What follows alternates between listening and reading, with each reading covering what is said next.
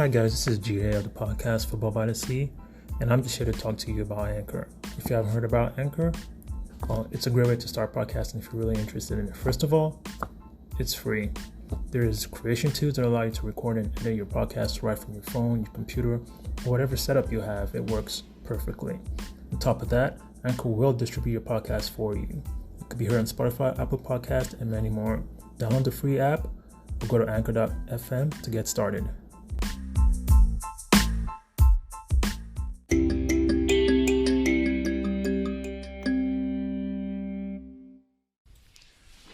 Alright, so starting at where else do we start but the Premier League opener?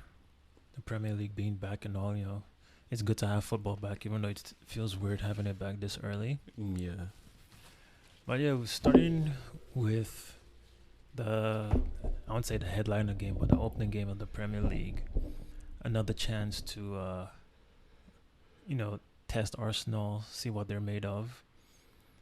Arsenal started the Premier League this season again with a London derby, but this time instead of newly promoted Brentford, it was a perpetual mid-table Crystal Palace.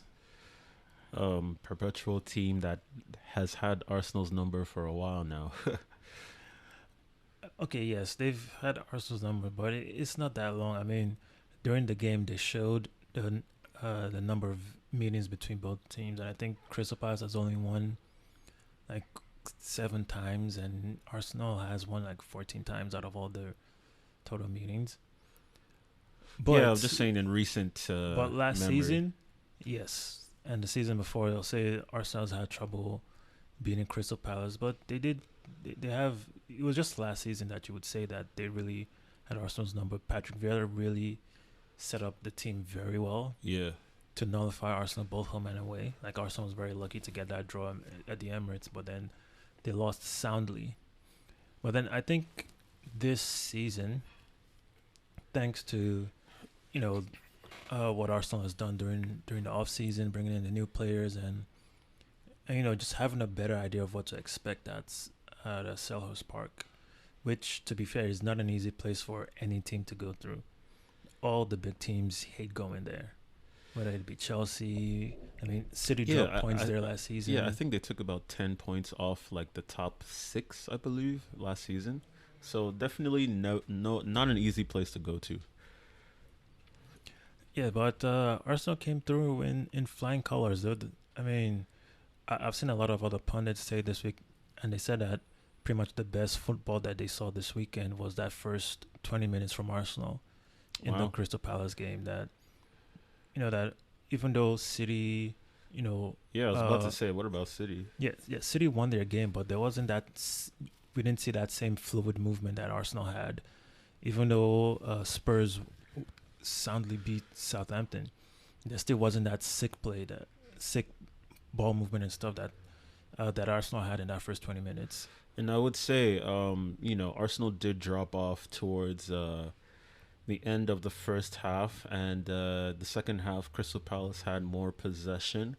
But, just as everyone has been saying, and rightly so, I think the resilience to hold off Crystal Palace for long periods of the game, even when we weren't having that possession. The manager after the game said that there were things that they needed to work on. And it's good to have that in a win, to have those things that you can still improve on, because, I know Arteta wants to have that possession style play for a majority of the period of the game. But, just a couple players I wanted to highlight.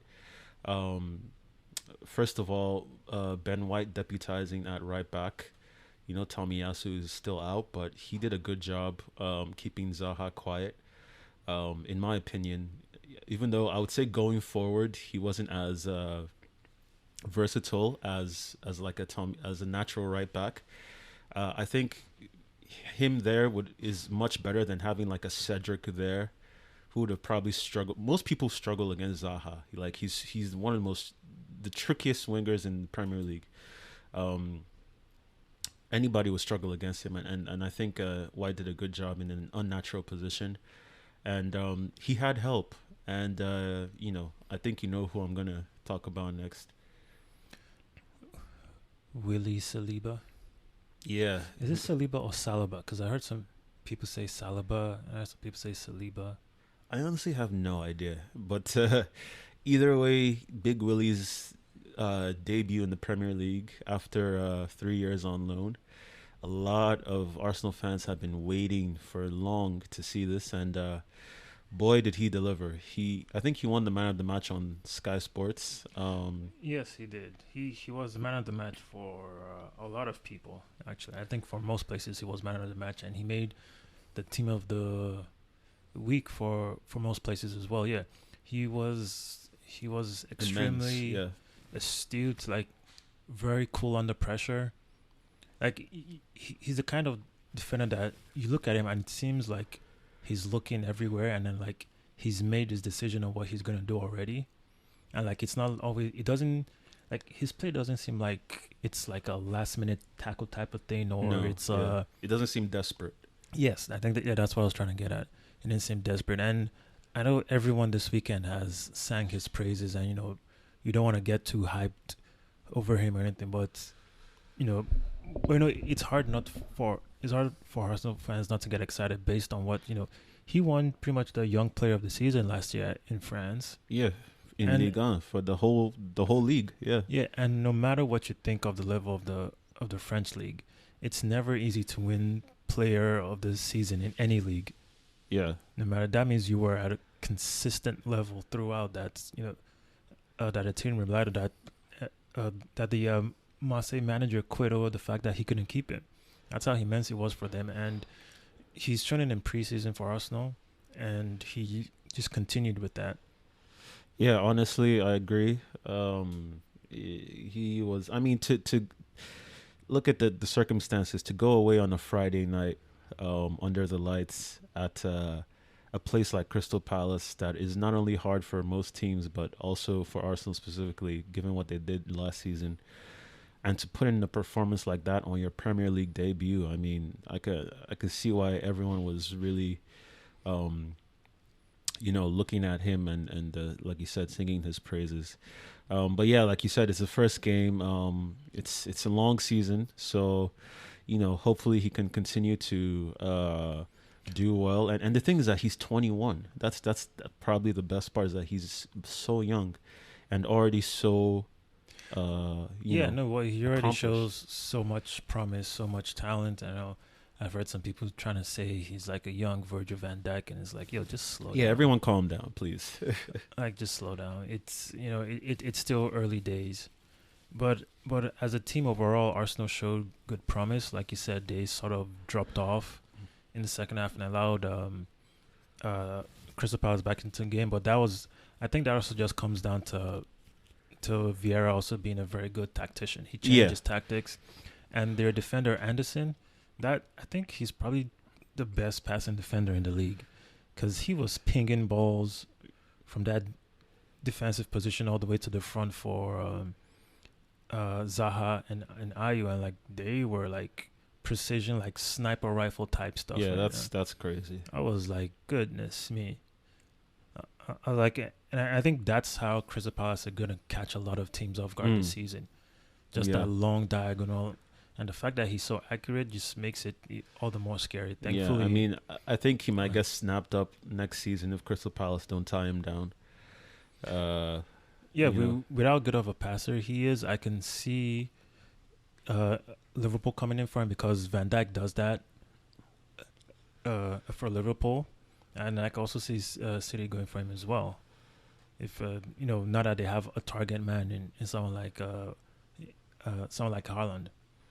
But I think Crystal Palace will be fine, because they've shown that I think losing Conor Gallagher has affected them a little bit. Definitely, because in the midfield, you could see he was such a workhorse in that midfield. Going from box to box, pressing and everything. So it's going to be hard for any team to lose him, but I still think Crystal Palace will be. I still expect them to be around the same place this season, because I just feel like there's a ceiling for them, because there's not going to be investment in their team like how it's going to be for other teams, but they're definitely going to be there. I don't think they'll it's ever going to be like a fear of Crystal Palace getting relegated or anything like that anytime soon. No, not with the quality of manager that they have. Yeah, so that was the first day. Like, so many Arsenal fans were dreading Arsenal losing and then expecting to hear all the banter and everything because of last season and seeing what it's like. But I personally was cautiously optimistic. I would say the same. Yeah, I was, from everything that we had seen in preseason, I was cautiously optimistic, and we were, vindicated. I would say in some respects, because obviously, like we said previously, the way the schedules were put together was to sort of it just looked very suspect. That why is Arsenal the first game of the season again on a Friday, again away from home, again away to a London team. Yeah, okay, it's not a newly promoted team, but it's another like London derby. So I mean, I think everyone and their mom could see that it seems like they were trying to have lightning strike twice. Yeah, but it rarely does. But anyway, moving on from Friday, we move on to Saturday, where the first game of the day, I guess, pretty much is the biggest surprise of the weekend so far. Fulham 2, Liverpool 2. Yeah, I mean, listen, the last time Fulham came back up to the Premier League, I think their first game was against Arsenal, and Arsenal thrashed them like 5-0 or something, or 5-1. No, it was 3-0. Was it 3-0? It was 3-0. That was like Williams' first game. Yeah, that was Williams' first game. I think that was the only assist he had for like the whole season until the end of the season. But anyway, that's. But yeah, I mean, coming back now, this it was a completely different thing. Getting Mitrovic in there, they have a different manager. It was just a whole different thing for Liverpool to deal with, and Liverpool were second best in my opinion for most of that game. I think their saving grace was having Nunez in the side and Salah. Besides that, I think Alexander-Arnold kind of got caught out. I think saying they were second best is a strong word. I was they definitely weren't at their best. I mean, they still created more chances, but I'll say Fulham definitely had the better chances. I mean, they hit the bar at one point after their lead. I mean, and they could also feel a bit hard done by because in the build-up to their first goal, Jordan Henderson was definitely fouled, but the ref didn't see it. Right. And so in that case, like if the ref didn't see it, then I guess you can't really get mad at the ref. But as a Liverpool fan, you will feel hard done by. But then there was still a long build-up to get to where the goal was. There was still more passages of play.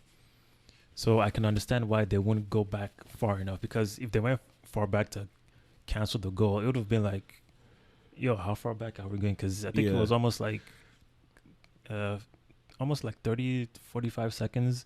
I was like, how far back are you trying to go? It wasn't going to make sense. But then Liverpool got themselves back into the game with a really good equalizer by Diaz with a behind the leg flick into the goal. A move he actually tried earlier but then missed, I believe, but then tried it again and scored. In fact, I also, before I move on, I wanted to say about the first goal. It brought up the conversation again that Trent Alexander-Arnold is not a good defender. I mean, because I saw people saying that again, and I feel people being a bit harsh because, okay, like in that situation, you expect your defender to, jump for the ball. And I would say the only thing that Trent did wrong there was that he wasn't aware of his surroundings. Mm-hmm. He should have known where Mitrovic was, where he could have at least maybe been stronger, even if he didn't jump to, not let him have such an easy time with it. But I think more of the fault lies with, what's his name?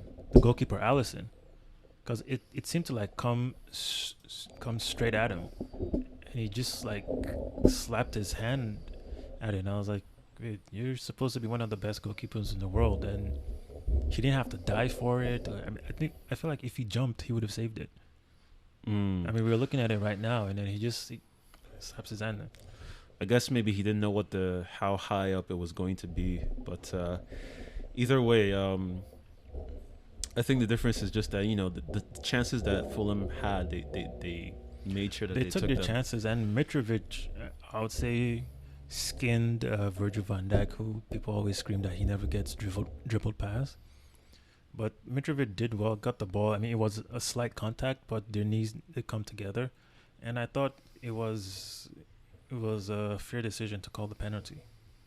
Yeah, definitely. That was definitely, in my opinion. I don't know whether soft or not. I still think it was a penalty. And yeah, but Liverpool, never want to be down. They came back in classic Liverpool fashion, and I thought for a second that they might actually, go on to score a winner later on, but that didn't happen. But I think the surprise was more that Fulham were able to go toe to toe with them. Yeah, for long periods, and hold them off. And that's a good reintroduction to the Premier League for Fulham. No, it was definitely a better opening day for them than their last first game in the league. They really did well. They pressed. I mean, a lot of, as soon as I saw that Liverpool game, I was expecting the usual from Klopp to complain about the pitch or something. And I don't know if you saw it, but the day after Fulham, Fulham on their Twitter put like, "Oh, the pitch was so nice yesterday. It was lush." Yeah, that's so lush. I was like, yeah, like that's the kind of banter that I like to see.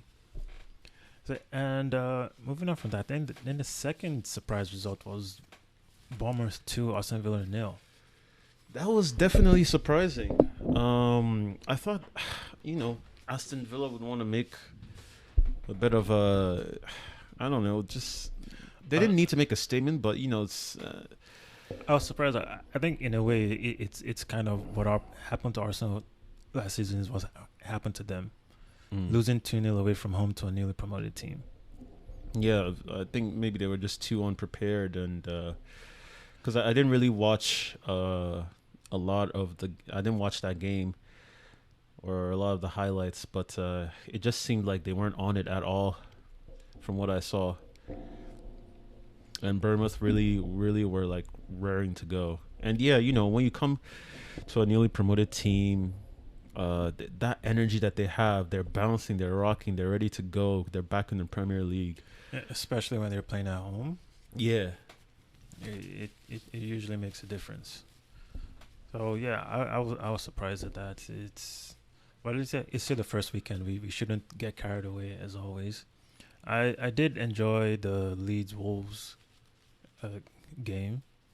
I think Leeds have a couple of Americans in their team now, and actually one of them got his debut goal in his Premier League debut as well.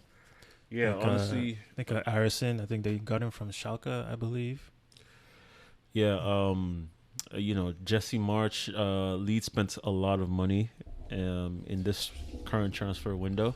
Yeah, they spent that Rafinha money quickly and that Calvin Phillips money. So it looks like they're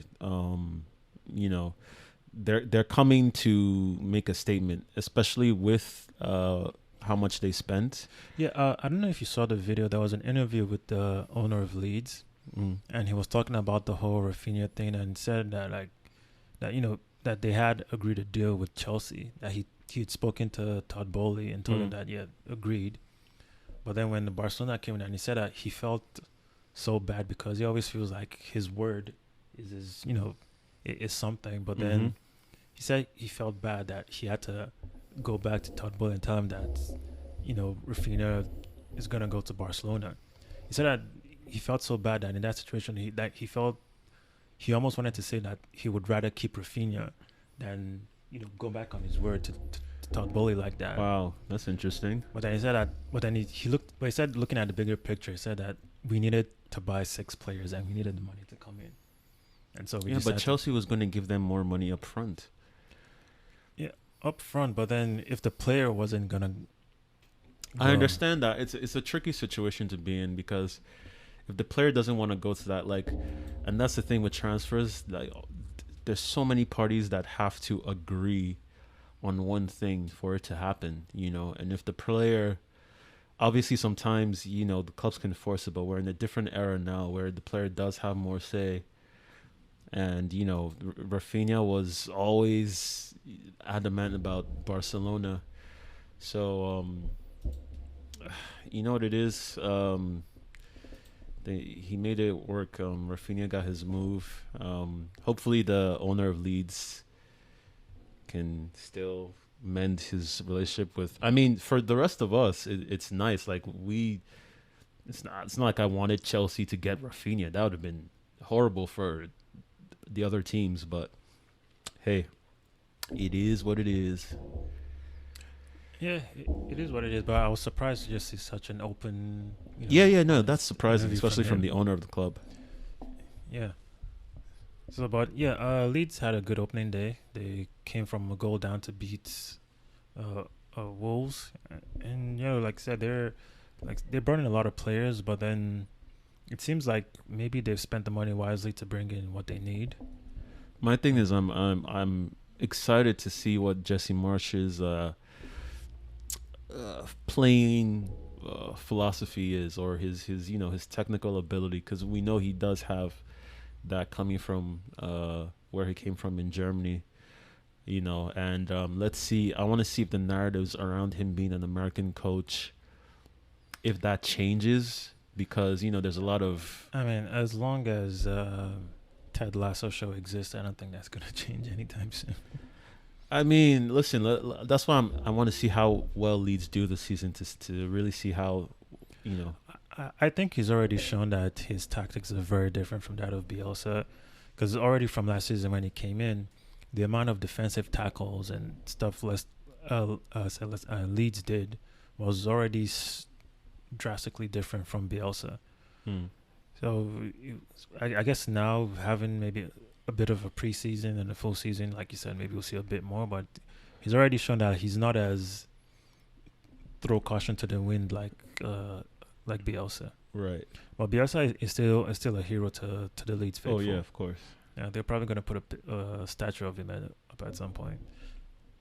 And then after that, we had Newcastle versus Nottingham Forest.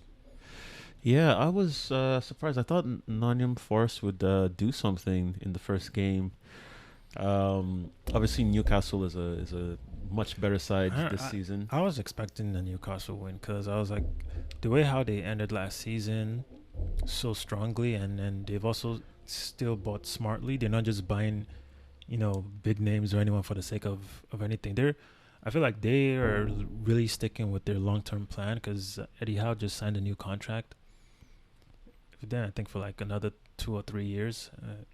I didn't expect Nottingham Forest to win. I just expected them to maybe have a better debut than they did. But first game, it is what it is. Let's see if Jesse Lingard can produce something over there. And I didn't see the game because they also spent a lot of money.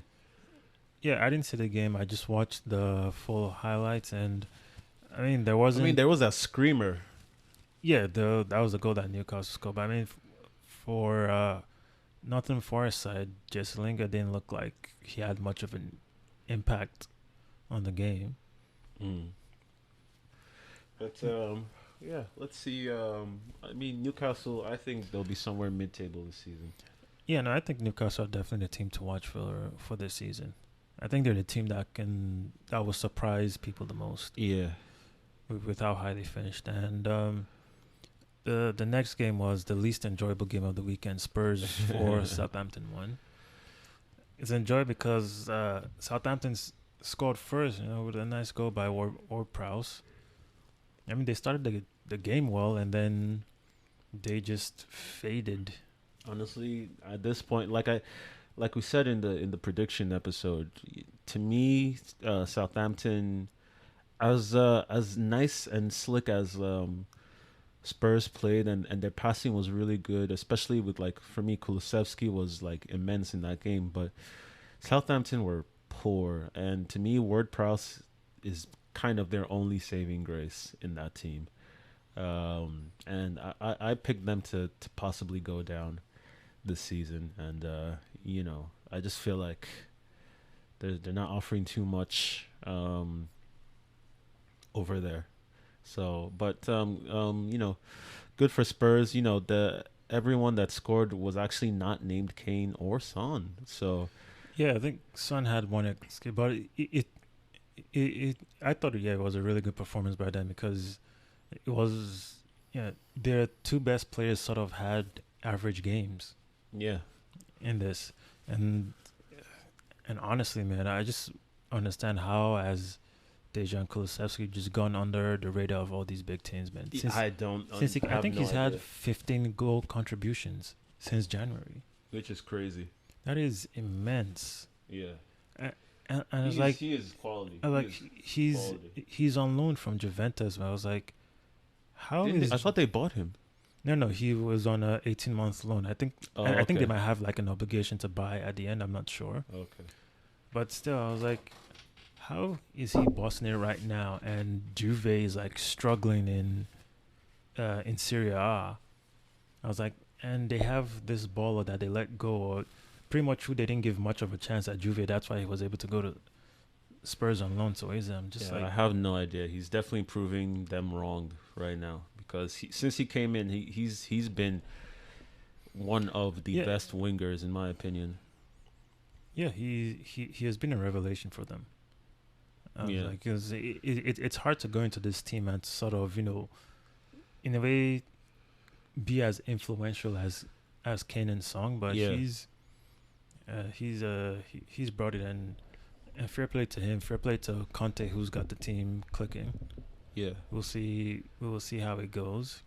And finally on Saturday, Chelsea finally won at Everton since 2017. Oh, it's been that long? Oh. Yeah. Usually when they go to Everton, they just seem to lose. It's interesting. They could play their hearts out and somehow Everton would just win, but this was their first win there since then. I mean, it was a Jorginho penalty. I had him in my fantasy, so that was good for me. Besides that, I don't think they offered too much going forward. I know what's the name of their striker? Well, kind of. Yeah, Sterling played like the false nine. No, not Sterling. Kai Havertz. Havertz didn't do too much in that game. He kind of played on the left this time, though. He didn't play as a striker. Sterling looked really good. He looked the most on it of all the Chelsea players, in my opinion. But besides that, there wasn't too much, I think. They definitely do need to buy someone to be an actual number 9, in my opinion. Well, they're still in the market. The rumors is that they're looking at Pierre-Emerick Aubameyang. Oh, and then I also heard that Barcelona is offering them about 3 players in Aubameyang, Depay, and one other player. I can't remember who the third Honestly, one was. right now, Barcelona is just... I don't even know. It's rare because they took the number 9 jersey off Depay and gave it to Lewandowski. And then I also saw that La Liga won't let them register their new players until they need to clear out some more players to balance their books before they can register their new players. Yeah, which is why they're trying to get rid of De Jong. But that whole saga, it's just a whole mess. But, speaking on Chelsea, they definitely need to get someone. But, they got the win. So let's see how they go and who they bring in. Everton on the flip side. Listen, I don't know how long Lampard is gonna be at that job because it's not looking. I mean, it's still the first game, and there's no shame in losing to Chelsea. I think. To be fair, I thought they played decently. I thought they did okay. And today, I think they they signed. Is it Connor Cody from Wolves today? So that's a new signing that he just got in. So I think I saw it was on loan or something. Yeah, it might be on loan. I don't know why that deal happened. That's a bit weird. But doesn't Wolves need him or? I don't know. I think Wolves are changing their style because looking at their formation for they played against Leeds, they played a 4-2-3-1. Really? Normally, you see Wolves playing like a 3-5-2 or 3-5-3, 3-4-3 or something. Interesting. So I think their new manager is trying to switch things up a bit. So yeah, Everton. We'll see how that goes. I wouldn't say they were like outplayed in that game, but No, not at all. Not at all. They had chance. They had the energy. They had the crowd behind them, but then they just couldn't really do. And to be fair, I was watching a good portion of it. Iwobi has now switched positions, and he's now like an 8, and he's really like sort of the engine in their midfield. yeah. The funny thing, like that is the position he plays for Nigeria, Oh, I didn't even. and that's why like when he plays for Nigeria, he seems to get more assists and stuff because he plays through the middle for Nigeria. It was when he was at Arsenal that he played on the wing, and when he first got to Everton. Yeah, I think switching. I think that's one good thing that Lampard has done is switch him into the middle, because he was really facilitating most of the play, and he can get a ball, turn and run with it, and then pass it off to someone. He wasn't even dilly dallying on the ball. So I was like, okay, this is like a different look of Iwobi than I've seen in the past couple seasons. Yeah, so it's like we said, it's still early days. Let's see how it goes for both those teams. And finally on Sunday, starting with Leicester Brentford. Leicester were still the only team in I think all top flight leagues not to buy a single player. Yeah, and they squandered a 2-goal lead in that game. Yeah, 2-goal lead. Brentford came back. I think Yuri Tillemans was the man of the match, controlling the pace of the game. But yeah, it's what's going on at Leicester is very, very peculiar because now they've lost their goalkeeper of 11 years in Kasper Schmeichel. Yeah, and all the Wolves are circling around Madison, Wesley Fofana, and Tielemans. Chelsea looking for Fofana. Tielemans still hasn't signed a new deal, so he could still go to Arsenal, Manchester United, or somewhere else even. So it's weird that they think they can, or I guess they've just looked at their books and they just feel like they need to sell first before they bring someone in. Yeah, I would have never expected them, of all teams, to be in this position, given how well we've seen their recruitment strategy in the past couple of years. Yeah, exactly.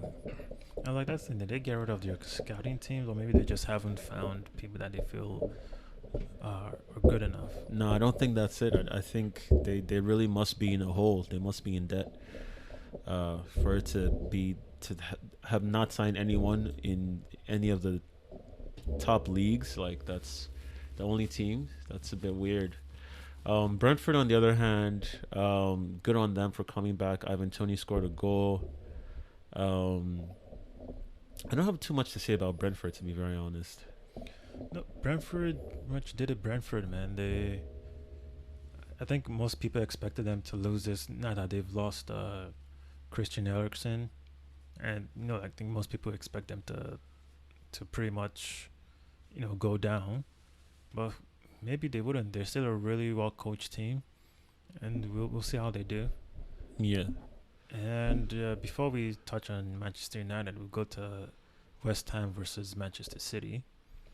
And everyone had all eyes on, is Haaland going to score? And this blah, blah, blah. And boy, he delivered. And he got his penalty and, did his trademark celebration. And then the second goal was pretty much, I think, what we're going to see more of him. Because I think the first half, West Ham were playing pretty deep, so it was hard for him to get in behind. And also, a couple of times, he made certain runs where players still didn't, catch that run. Yeah, I would say Man City were they'll definitely have to adapt to his runs, because he made those runs several times before they found him, and you could see that they were trying to get the ball to him, but eventually he won the penalty, and then took it, because we've seen the past couple years that Man City have had issues with penalty takers. And he had the confidence to step up and take that penalty, and he slotted it home and did his trademark celebration. And then they found him for, I think it was De Bruyne through ball. They found him and he slotted it home for the second 1-2 from open play. So yeah, I mean, I think it was in the second half that they started ticking more. Yeah, I think that was mainly because West Ham had to come out to try to go for a goal. Yeah. And in the first half, they were playing pretty deep. And, I mean, even for the penalty that he won, it was a Gundogan through ball that he ran onto that I didn't think he was going to get to. But people have been saying that he's a lot faster than he looks because of how long he is and his huge strides. And he got to that ball faster than the goalkeeper. But, yeah, both the penalty and the goal he scored, he's looking cool and calm and just slotted them, got them.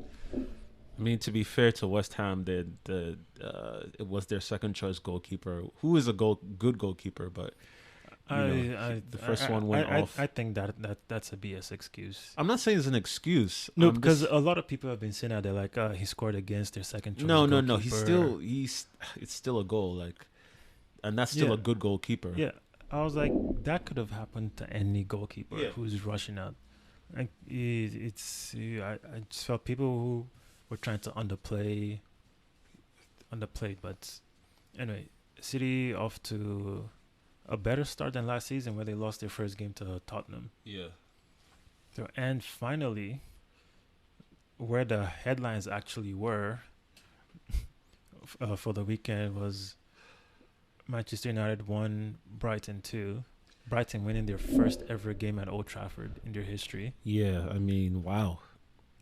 And they were value for money, and they were the better team. Brighton wanted that game way more than. I think it came down to it was pretty simple. You could tell that Brighton is a team that has played under their manager for a long time. They know exactly what he wants. Yeah. They know where their teammates are. Because I know people were saying, they've lost Cucurella. But watching Brighton, you could tell that it's more about the system than actually just the players in the system. Everyone, because it looked like, nothing had changed. And so they knew what their manager wanted. While for United, it seems like they just weren't sure. McTominay and Fred in midfield wasn't United working. Looked lost. I think that's really. I felt that McTominay should have gotten a red card for his tackle. Martinez pushed someone in the box, and he looked like he could have gotten. He pushed Danny Welbeck, and it should have been a penalty. Yeah. It should have been a penalty. They've written articles on it, and looking back, because they didn't even consult VAR. Yeah, which was weird. And I said that because if VAR had been consulted, because it was a straight shove in the back. Yeah. Which is, I was like, how? Yeah, I read an article today talking about how the Premier League is trying to deal with VAR. Because if you notice this weekend, the game has flowed a lot more than last season. And that's because they're saying that unless something is something really, really big, that they're not going to call attention to the refs to take a second look. That's why if you notice, even in the Arsenal Crystal Palace game, it took a long time before there was even a yellow card that was given for the tackle. And it applied to the whole weekend. It's still weird because you see things that should have been called, but then the flip side is the game is flowing a lot more. And then, but it's it's still causing controversy because people are saying, this was a foul. Right. This person should have gotten a yellow card. This person should have gotten a red card. And I think it's going to influence next week because I feel like what Martinez did next week, it will definitely be called as a penalty because now attention has been called to it. That should have been a penalty. So because the English, I guess, referees still want this thing where I guess they want the games to flow so well, so they don't want the guys just calling the refs for anything. I mean, I understand what they're trying to do. It's just, again, the implementation and The consistency it's the is always the consistency. issue. Yeah, it's that, and also like I guess with the way how it's run, it's like once a ref is called to go to VAR, you already know that his decision is going to change. Right. I mean, but moving off from that, yeah, ManU looked just like nothing much had changed, and you could see Ten Hag was frustrated on the touchline, and I think people are really just beginning to see how big of like a rebuild they're gonna need, because everyone thought, oh, they had a great preseason and then they'll just come in and I mean, they had. I don't say it was a great preseason. It was decent preseason, and also I think he had a lot of the kids playing as well. And I think it's easier for him to influence the kids than it is the older players, right. who have been used to doing certain stuff. But it was the same shortcomings that we saw from McTominay and Fred in that midfield, and the same thing with, I think, Harry Maguire and Martinez were not on the same wavelength. So that didn't help. That could come with time, that could get better with time, but it just wasn't flowing for them. I mean, it's like I said, it just came down to one. You could tell one team had been coached, had been together longer, and another team was. I guess it's like they forgot what the instructions were, and just went back to default settings. Yeah, and that's gonna come with it's like it's almost has to be drilled inside the players again and again, and it has to become second nature, but that takes so long, and also sometimes some players just aren't able to do that in a new system with a new coach. So that's why I thought they would have gotten more players in at this point, but the whole transfer business is, it's like, for me, it just means that the United fans have to be even more patient with Ten Hag. They already had to be patient, but if the level of patience was at like say 60, they have to increase it to like 80, maybe even 90. Yeah, 90, I think, because I think he too is also seeing, the amount of work that he has to do. Because if you watched any of their preseason games, the way they were playing in the preseason, we didn't see any of that. In that game against Brighton, like none of it. But then also kudos to Brighton, because they came with their game plan, and they shut United down. They completely. I mean, they were making Danny Welbeck look like prime Falcao. The way how he just, maybe not, but at least like an amazing center forward, man. He bossed that United defense. Like, and Harry that's Maguire no offense to Welbeck, because Welbeck is good. Welbeck is decent. But then, like, they made him look like, like teams should try to snap up this dude, man. Look how he's bossing Manchester United's back line. It just wasn't great. And I still feel like I just don't think Harry Maguire is the right player for Manchester United. I think he's a decent player, but if you want to play like a high defensive line, he's not the player for you, because he's not fast enough. Yeah, definitely not. Because when we see him for England, he's very good. Yeah. But then he puts on a United shirt, and I think it just comes down to, it has to be the style of play, and the system at United just doesn't suit him. So, it was. I mean, and they brought on Ronaldo in the second half. Brought Ronaldo, and one thing that annoyed me though is like every time Brighton scored, then they would just point the camera to Ronaldo. Yeah.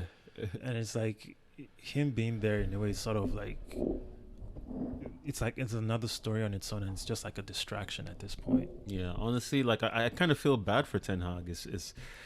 It's like the weight of the world on your shoulders and all these other things like that. It's like the club is almost asking him to perform a miracle while they're preventing him from getting the tools to do that successfully. So anyways, they are. I mean, I saw today that they've agreed with Juventus for Rabiot.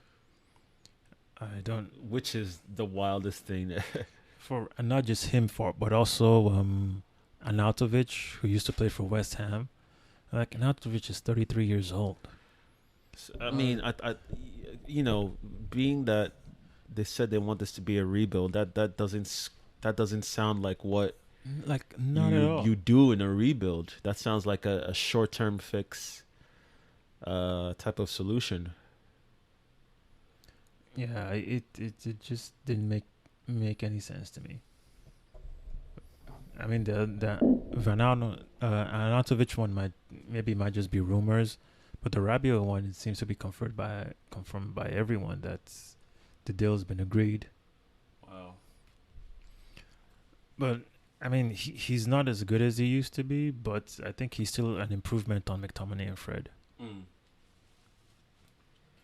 But yeah. Anyway, that's United.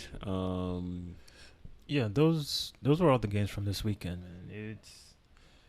Like I said, it was good to have the league back. Some surprises, to say the least, but enjoyable nonetheless. I'm glad to have football back. Same. So, let's go over what we think will happen next week. We already have some big games lined up next week. And starting on Saturday, we have Villa versus Everton. Both teams lost their first game. I think Villa want to bounce back at home. Everton just signed Connor Cody, so I could see this as a 1-1, honestly. All right, and then we have Arsenal versus Leicester. It should be like a 3-0 Arsenal. Super confident. Yeah. Well, they are playing at home, so Yeah. we'll see. I think Jesus will get his first goal. And then after that, we have Brighton versus Newcastle. I'm actually pretty interested in this game. Because Newcastle be playing so well, but then Brighton are a very well grilled, very well coached team. Yeah. So, yeah, and two English managers that a lot of people have hailed over the past couple of years. So,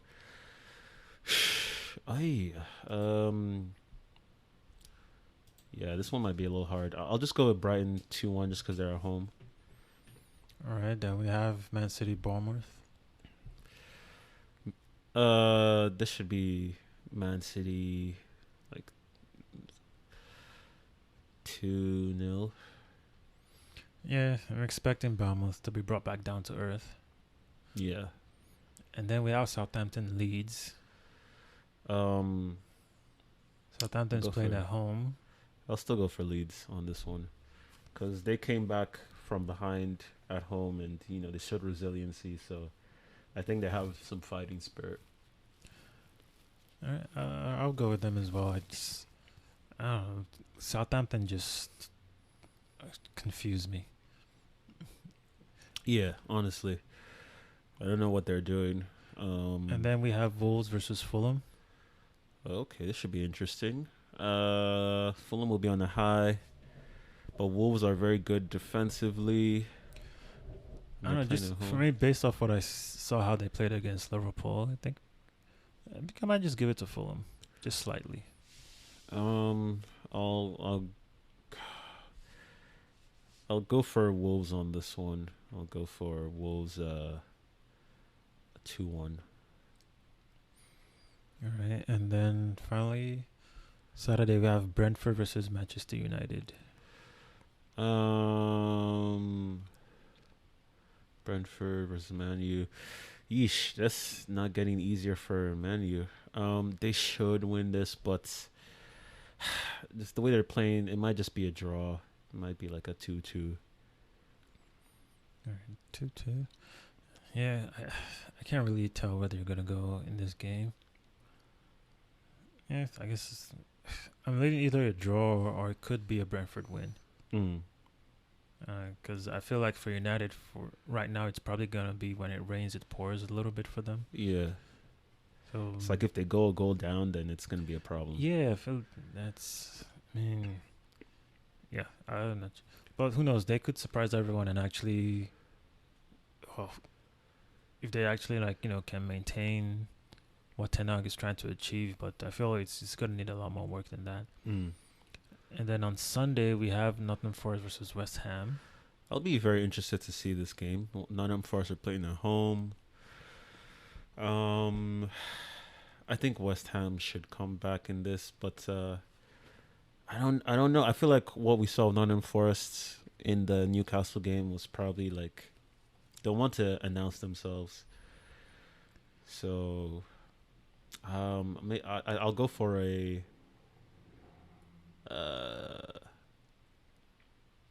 I'll go for a Forest win. Okay. But I think West Ham will score though. That's the thing. Because Skamaka is in there now. He'll want to. I'll go for a Forest win. All right, and the big game of the weekend, Chelsea Spurs. Ooh. Chelsea always have Spurs number, but and Conte coming back to his old club where he won the league. Obviously under different circumstances. But Spurs have looked good. Preseason, the first game, I think they'll want to I think this is a psychological hurdle that if they want to go to the next level, they have to beat not only the big London team, but probably their biggest bogey team besides Arsenal. Chelsea beat them 4 times last season, so but the way Chelsea's playing right now, I don't think they're going to be firing on all cylinders. So Conte could honestly play more open. He I don't think he has to go to his normal sort of like 3 at the back, defensive setup against big teams. I think he could play open and honestly, I think Spurs could win this one. Yeah, a lot of people seem to think Spurs are in a better place. Obviously, whenever you have a bogey team, you can never, especially Chelsea. But the thing is, Spurs are playing away. That's true. And I know everyone seems to be writing Chelsea off, but I feel that may be the case. But then this is a derby. Yeah.